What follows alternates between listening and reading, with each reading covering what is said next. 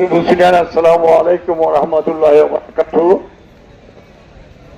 আমাদের রশিদ সাহেব যেমন মুগ্ধ হয়ে আমাদের সামনে আছে, এই যারা আমরা এসেছি তারা প্রত্যেককেই এই অভিনয়ে সামনে লাশ হয়ে থাকতে হবে।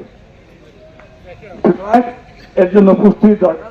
ওনার সব করা শেষ, ওনারা আর কিছুই করার নাই, কারো উপকারও করতে পারবে না, অপকারও করতে পারবে না।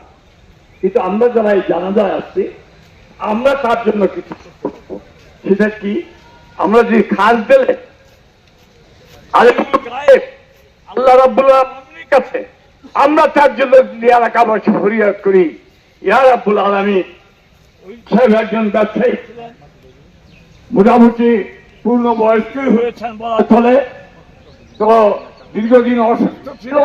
আল্লাহ সব কিছুর বিনিময়ে এবং তার যে সৎ গুণগুলি ছিল সেইগুলি তুমি আমলে নিয়ে বদগুণগুলি তুমি ক্ষমা করে তাকে জান্নাতুল ফেরদৌস দান করো।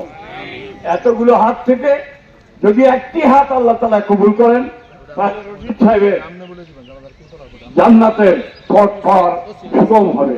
আসুন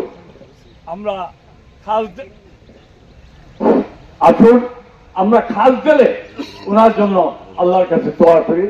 আর রশিদ সাহেব সম্বন্ধে কি বলবো, উনি সবাই জানেন, ব্যবসায়ী ছিল, খুবই হাসি খুশি সম্পন্ন লোক ছিলেন। উনি ব্যক্তিগত সম্পর্কটাকে খুব দূর দিতেন, কাজে সকলে সেটা। এবং আজকে এই জানাজা প্রমাণ করে যে রশিদ সাহেব কেমন সামাজিক লোকটা ছিলেন। আসুন আমরা তার জন্য দোয়া করি। আসসালামু আলাইকুম ওয়া রাহমাতুল্লাহি ওয়া বারাকাতুহু।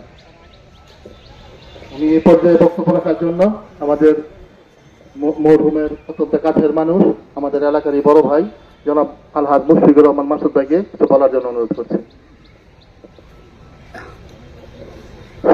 আসসালামু আলাইকুম ওয়া রাহমাতুল্লাহ।